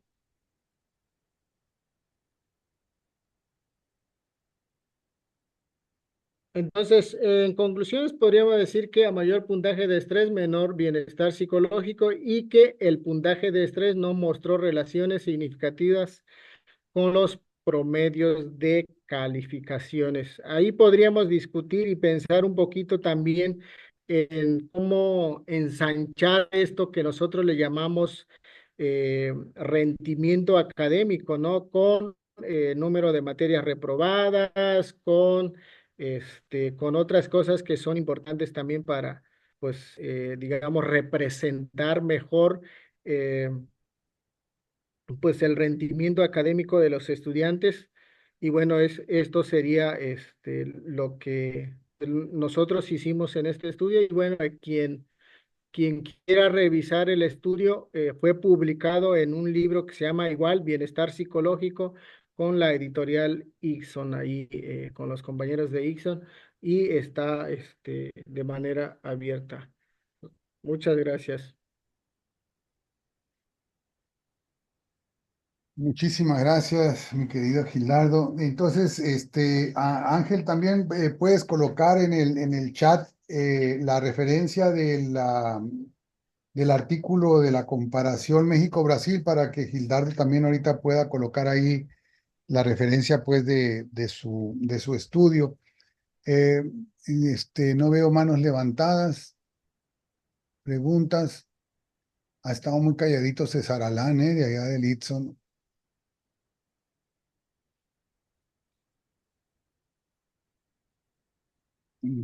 Yo sí tengo preguntas, pues. Ya no, Adelante. Necesitas levantar la mano, Jesús. ahí está, miren. Buenas tardes, ¿cómo está, doctor? ¿Cómo Todo, están? todo en orden. Adelante, mi querido Sí, Jesús. ahí levantó, mira, Ceci Guerrero. Ah, Eh, sí, sí, ahí pues está. Ahorita le pasamos la palabra. Primero tú y luego Ceci. sí, un gustazo escuchar al doctor Bautista, amigo de hace mucho, ¿no? Y yo te hacía la pregunta ahí en corto, a lo mejor se ve descontextualizada, pero tiene que ver por el semestre. La muestra es muy reducida y eso no se va a discutir, pero los datos, dices tú, el estrés académico es muy bajo. Yo de volada puedo decir de manera responsable que puede ser el semestre. ¿De qué semestres eran? Nosotros incluimos a 3 semestres que en este caso fueron eh, segundo semestre, cuarto semestre y sexto semestre. Ah, no, entonces hay de todo, ¿no? Hay de todo y justo lo que nos llamó la atención es eso, porque por ejemplo, los estudios que se hacen en torno a los primeros semestres marca que el estrés académico es muy alto porque ellos sería como la primera vez que van a aprender a poner una inyección, la primera Ah, vez que van a empezar a canalizar, la primera vez que van a ir a sus prácticas clínicas hospitalarias. Y entonces eso es lo que en realidad sí nos llamó la atención. La distribución de los datos va más o menos así. Sabemos que quienes más contestan a los formularios son los más pequeños y ya cuando van avanzando, pues no contestan, ¿no? Entonces, sí. eso nos llamó la atención. Oye, Gil, y la parte esta de la cultura, de la etnia, porque el bienestar psicológico lo hemos utilizado nomás específicamente para aspectos académicos, pero ¿cómo entender el bienestar psicológico en relación a la cultura? Porque haces énfasis, son de tal etnia o hablan tal lengua, ¿no? Que pertenecen a cierto pueblo. No hubo nada de adaptación a las escalas de eso, porque yo estoy correcto que digas, todo es académico, el bienestar psicológico es utilizado para aspectos académicos o de laborales, o, o de, como le llamaba la doctora ahorita, de lo de la creencia de capacidad. Pero ahí cómo entran la parte de la etnia, pues, o de la cultura de ellos en estos datos. Sí, bueno, en el caso de este estudio, nosotros no hicimos la traducción a las lenguas originarias. En otros proyectos hemos tratado de empujar eso, ¿no? Sabiendo que todo eso es importante. Por ejemplo, actualmente nosotros ya tenemos la traducción de las escalas de ansiedad y depresión en niños, ya traducido a la lengua totonaca y a la lengua náhuatl. Tenemos un instrumento que mide violencia en el adulto mayor, traducido al totonaco, y tenemos un instrumento que mide ansiedad y depresión también en adultos mayores en la lengua totonaca. Creo que es algo que nosotros tenemos pues, que seguir trabajando, ¿no? En ese sentido, yo siempre he tratado de, pues, de decirles, sobre todo a los estudiantes que han trabajado conmigo, que es algo que se tiene que hacer, porque normalmente cuando ellos, por ejemplo, presentan su proyecto, pues dicen, es que si le hablas en la lengua originaria, la persona te va a contestar mejor o nosotros le entendemos mejor, pero no hay como tal esta sistematización y lo que hemos tratado de hacer con algunas escalas, sobre todo las escalas que también ellos utilizan en enfermería, pues hemos tratado de traducir y pues sí hay pequeñas diferencias en algunas cosas, ¿no? Por ejemplo, en el caso de la violencia, ¿no? ¿Qué entienden las personas del mundo totonaco por violencia? Y bueno, también hacerles la invitación, ojalá y nos puedan seguir ahí por Facebook. Y Se va a esa, ajá, presentar se va a presentar este trabajo, me parece que el 15 de noviembre, y creo que va a haber traducción. Y justo la idea es que las estudiantes que hicieron este proyecto, pues no solo pues quede ahí, sino que además su intervención lo hagan en su lengua materna, pues que es el sí, totonaco. Entonces, yo, en el caso específico de este proyecto, fíjese que no. Y creo que tiene que ver con que nosotros partimos de la idea de que, pues, que todos son universitarios y en teoría, pues ya, en realidad ellos son bilingües, ¿no? Pero estoy totalmente de acuerdo que sí, hay que ajá, explorar esa parte, ¿no? claro, mira, precisamente tú, qué bueno que me respondiste, porque pensé que no me estaba dando a entender. Pero más que la traducción, es eso que tú dices, el significado, que es la violencia, pues, es lo que le llaman adaptación, o que lo que decía el autor Reyes Reúne, que sean socialmente sensibles, culturalmente sensibles, ¿sí? Porque más que el cómo cómo lo escriben, el significado de las cosas, pues. hay ciertas cosas que para ellos no significa violencia, como para nosotros sí significaría, ¿no? No, me parece muy bien y pasa el link. ¿Qué va a ser un congreso ese? En donde va a presentar este estudio. No, este estudio ya fue publicado allá en el Ixon. Ahí Ah, nos hicieron una invitación. Es un libro sobre bienestar psicológico y el proyecto este que les digo de donde se va a publicar o se va a presentar más bien en la traducción que hicimos es un congreso que se va a realizar aquí en la universidad y se llama El Mundo Totonaco, que es justo una reunión como esta, pero solamente hablar pues, de todos los estudios lingüísticos, culturales, educativos pues, de la cultura totonaca, ¿no? no, está muy bien. Muchas gracias y cedo la palabra aquí al moderador, al doctor Vera. Muchas gracias, Jesús. Gracias, Gil. Adelante, Ceci, por favor.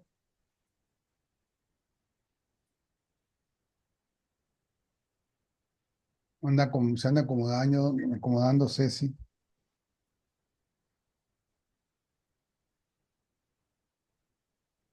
No tengo. Perdón. Pues primeramente, felicitar, me encanta. ¿Sí me escuchan bien? Sí, Ah, totalmente. perfecto. Felicitar porque me encantó el estudio, ¿no? Y todo lo que puede ver, porque a mí en lo personal, pues, estamos en ese ramo del bienestar de las personas, de la paz, y pues el que se interesen por estudiantes de una carrera como es de enfermería, que manejan, pues, por la misma disciplina que es medicina, pues manejan estrés, manejan situaciones ellas complicadas, entonces me parece muy bien.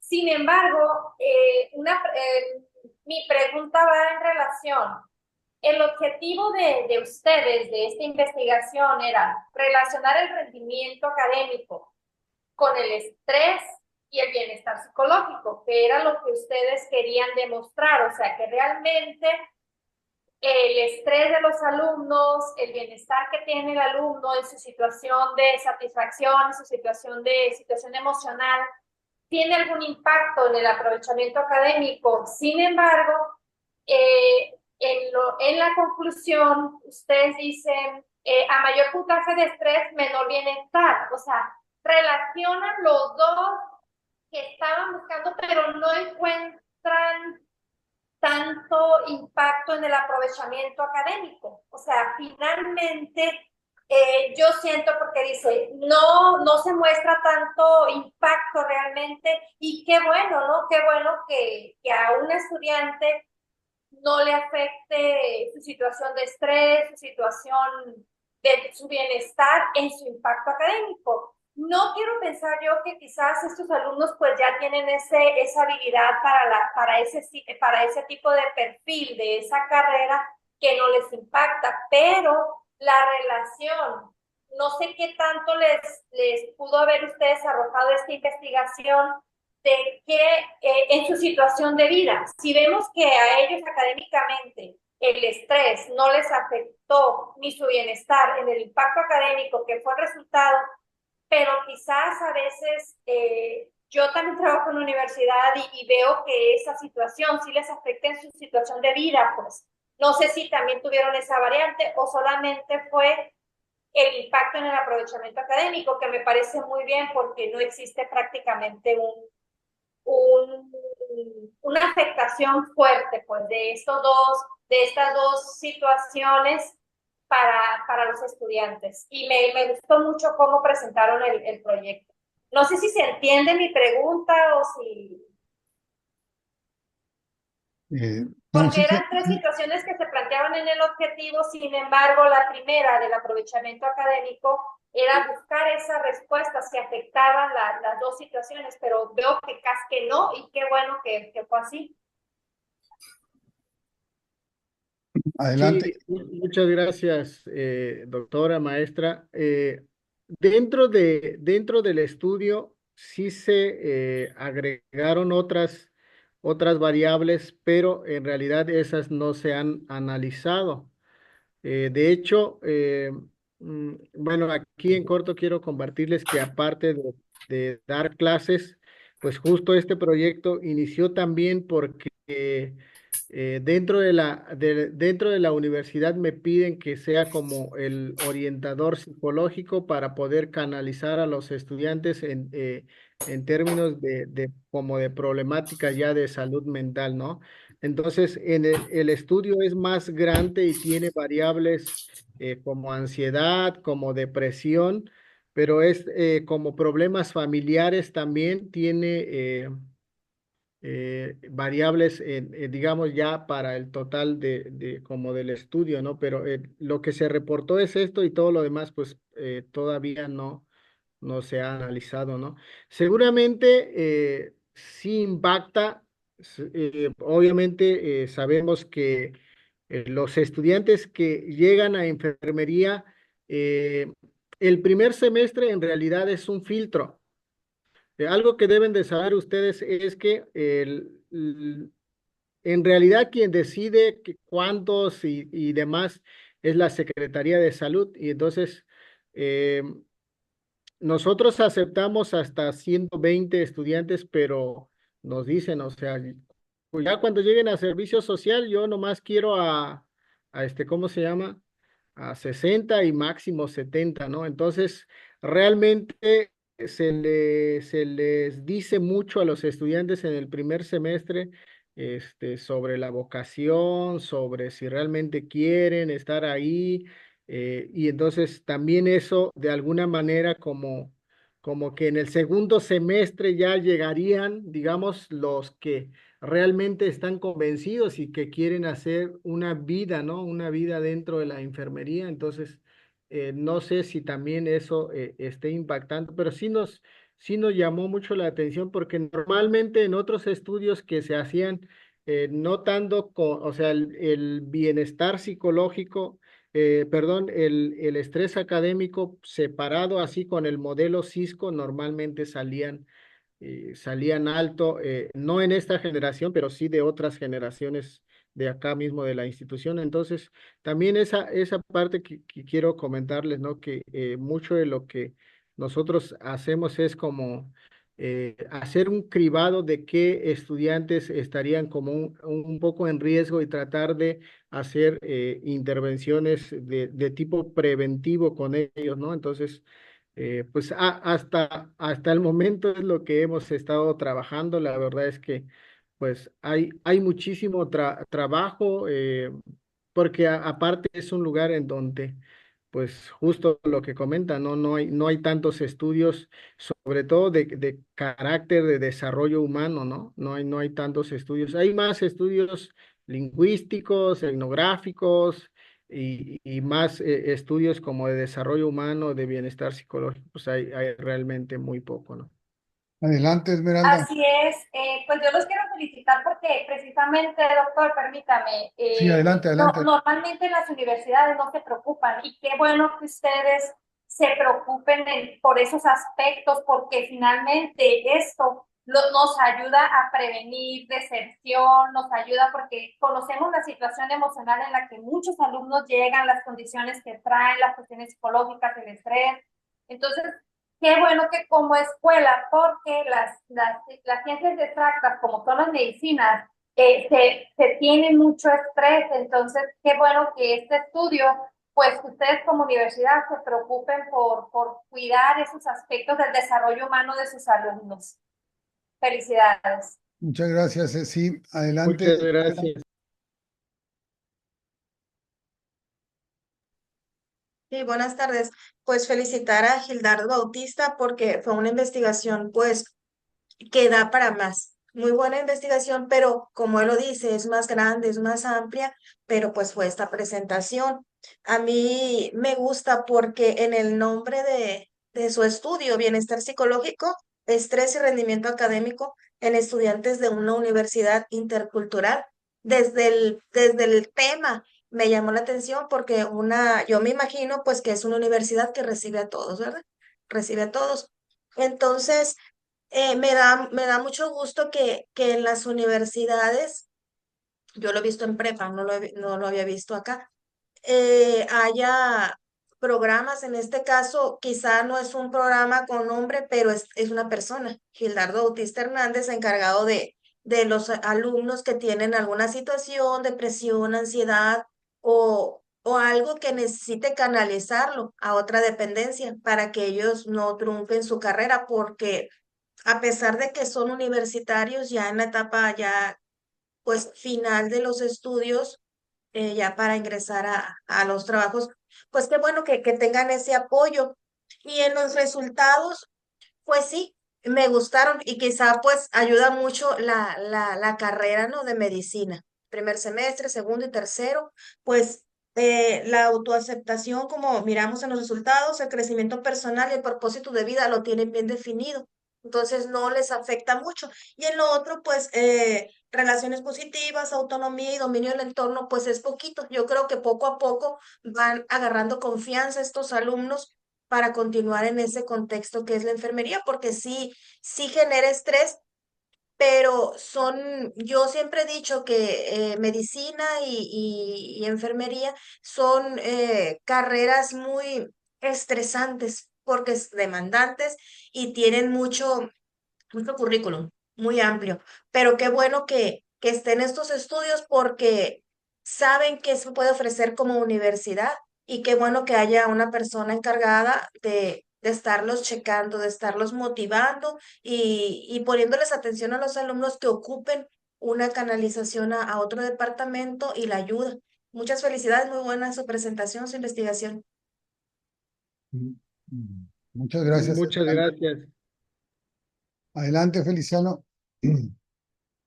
Sí, maestro Gildardo, muchas felicidades. Muy buena investigación. Eh, mi, este, mi intención con esta participación es eh, preguntar por qué o dónde, o de qué manera justifica el que usted haya hecho un estudio a estudiantes de enfermería y no a estudiantes de cualquier otra carrera, llámese psicología o llámese licenciatura, ingeniería, este, porque considero que eh, en todas las carreras hay niveles de estrés y nada más eso. ¿De qué parte o cómo lo justificaría este estudio? ¿Por qué lo basa directamente en los estudiantes de enfermería, maestro? Muchas gracias, maestro Feliciano.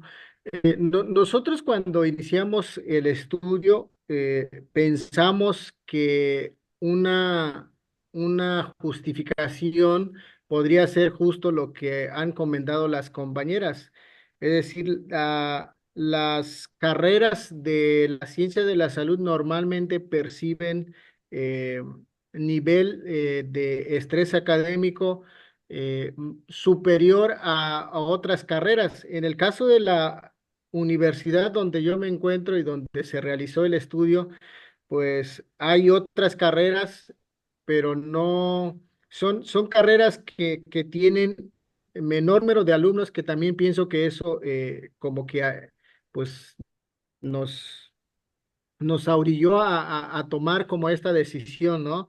De, por un lado, que sea una carrera que tradicionalmente se perciba como con mayor estrés académico y que sea una carrera también que tenga mayor número de alumnos. Eso es como las dos justificaciones que le veíamos, ¿no?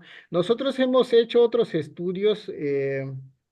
Por ejemplo, sobre consumo de alcohol y ¿cómo se llama? Presión por pares aquí en la universidad. Y en ese estudio, por ejemplo, incluimos a toda la muestra, a todas las licenciaturas e ingenierías. Y pasó algo muy curioso, en realidad ellos no quieren contestar ni porque vayas a su salón y dicen, no, es que pues no, yo no quiero contestar, ¿no?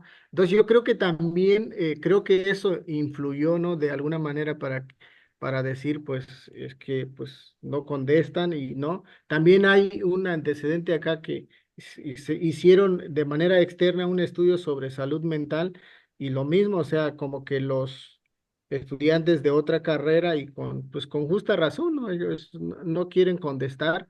Entonces son como las diferentes justificaciones pues que de alguna manera yo pienso que influyó. eh, la atención que nosotros brindamos, de hecho, no soy el único, hay otra psicóloga. Tratamos de brindarle el apoyo pues a todos los estudiantes, a toda la comunidad universitaria y pues ya saben, ¿no? El asunto siempre va a ser el tiempo. Quisiéramos tener más tiempo porque si nos llegan casos y casos graves y que obviamente esos pues, hay que canalizarlos. Entonces, creo que eso podría compartirle respecto a por qué nosotros elegimos esta carrera y no incluimos a las otras. Ok, gracias. Muchas gracias. El comentario, Gil, me recordó mucho el estudio a cuando íbamos a las comunidades, fundamentalmente a las comunidades del sur del estado, en la zona Mayo, en la zona Yaqui, en las rancherías, y la mayoría de las familias tenía un ingreso de entre 3 y 5 salarios mínimos. Entonces, había muy poca variabilidad en el nivel de ingreso y por supuesto a la hora de estar midiendo la diversidad de la dieta, pues la dieta tenía cierta variabilidad, pero estaba acotada por el nivel de acceso a los alimentos. Entonces, aquí tienes una variable de rendimiento académico que está, digamos, igual que el nivel de ingreso, los promedios no bajan de 8,5, pues la desviación estándar seguramente es muy corta y hay muy poca variabilidad en el rendimiento, mientras que en el estrés la media fue 2,45 y seguramente hay una mayor variabilidad en la desviación de esa variable, y que va a ser difícil, pues, poder encontrarlo en enfermería mientras sigan seleccionando de esa manera, porque ustedes seleccionan y pues los que se quedan de los 300 nada más van a recibir entre 60 y 90, igual que sucede en la Escuela de Medicina aquí en la universidad, y por supuesto son los que tienen mayor capital cultural, mayor capital social, mayor capital familiar, y entonces recuerda pues que el estrés académico no es un asunto. ¿Qué pasa con esas personas que están entrando a enfermería, que tienen todos esos capitales? Pues que tienen 3 elementos que son fundamentales. Un lugar donde estudiar, ¿sí? El recurso de apoyo familiar por parte de los padres para llevar a cabo ese estudio, ¿sí? Y los elementos, digamos, las competencias, los hábitos de estudio para desarrollar las habilidades que le está pidiendo el programa. Y entonces el estrés comienza a disminuir, por supuesto, ¿no? Porque estoy preparado para eso. Entonces, creo yo que se tendría que tener mayor variabilidad en el rendimiento, dar más posibilidades a que estuviera entre el 7 y el 10, que es lo mismo que nos pasa en las normales, que es otra de las cosas de las que vamos a hablar la siguiente vez, que no hay mucha variabilidad en el rendimiento, pues tomando como criterio el promedio, ¿no? El promedio en el global, en el semestre anterior y en la prepa, que ya viste que son muy parecidos los tres, ¿no? Entonces, y una cosa que te quería preguntar, porque no me he fijado, yo tengo aquí varios encuestas hechas en Google Forms, pero tú te fijaste en cuántos no te firmaron, cuántos entraron y dijeron, no, yo no quiero participar.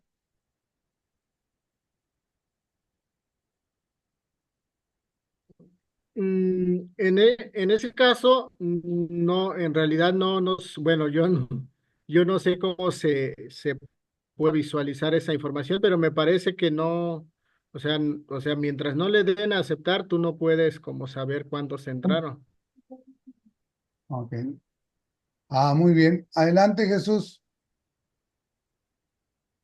Sí, muchas gracias, doctor. ¿Sí me escuchan bien? Sí, totalmente bien. Primero, pues, para invitar al doctor Gildardo y hacer una pregunta más o menos relacionada con lo que usted acaba de comentar. Este trabajo se hizo en una población específica, ¿no? Como en una universidad intercultural también. Mi pregunta, bueno, y felicitarlo porque me parece como una medida de prevención o de ver cómo ayudar a los muchachos, me parece formidable, ¿no? Mi pregunta va en relación a que si hay algún otro estudio similar que maneje más o menos los mismos factores, el estrés, el rendimiento, el bienestar, pero en esta misma población, pero ya en otra universidad, en esa universidad pública, digamos, de alguna manera, como lo que acaba de decir el doctor Vera, que no tengan ya quizás tan cerca esos beneficios del apoyo familiar o de la comunidad.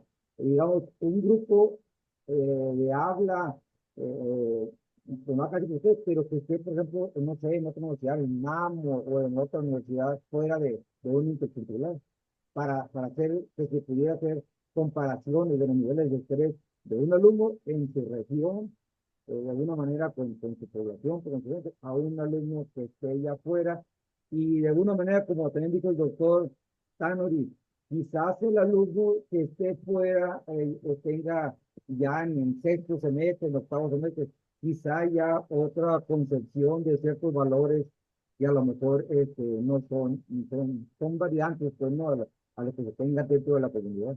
Esa sería mi pregunta, si hay y si se pudiera hacer una comparación, quizás no, quizás sí. ¿No?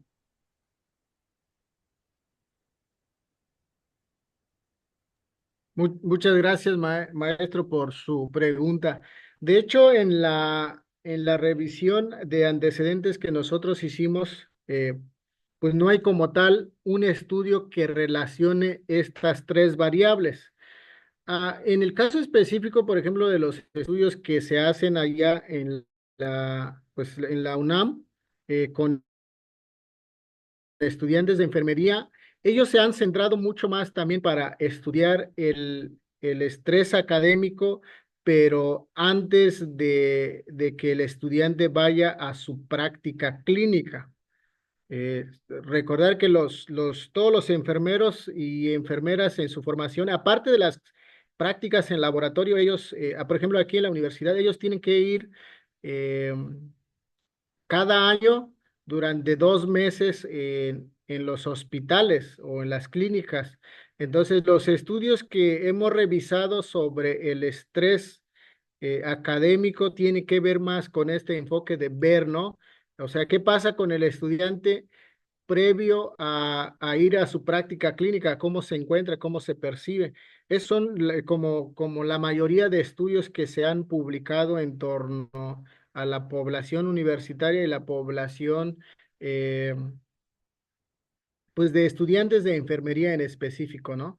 Hay otros estudios más enfocados también a casos de medicina, pero estudios así como tal que relacionen estas tres variables nosotros no encontramos. Más bien, hay estudios que relacionan bienestar psicológico con estrés académico y bienestar psicológico con rendimiento académico. Eso es lo que pudimos encontrar.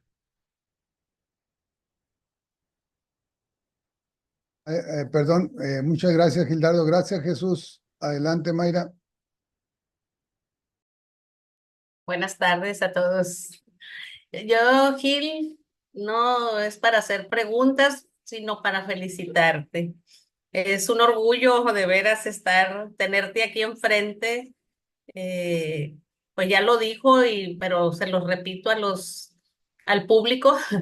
Gil es egresado de la carrera de etnopsicología de UAM, de los mejores estudiantes que han estado en su trayectoria impecable, siempre entusiasta, y me doy cuenta, Gil, que no has parado, pues ya a estas alturas, miren, ya es doctor, ya pertenece al Sistema Nacional de Investigadores.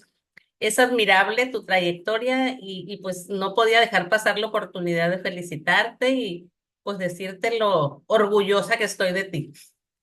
Felicidades. Muchas gracias, Mayra. Y con esto cerramos el día de hoy. Les agradecemos mucho su presencia les invitamos para que el siguiente martes, que es día 26 de noviembre, nos acompañen con dos estudios ya terminados también: la pandemia y el conocimiento tecnopedagógico como factores de influencia en el uso de TICs por docentes universitarios, y la profesión académica como objeto de estudio en las escuelas normales de México. El primero de Martín Omar, el doctor Martín Omar Moreno, el segundo del doctor Carlos Javier del Cid de la Universidad Autónoma de Baja California, y Martín Omar Moreno de la Universidad de Sonora.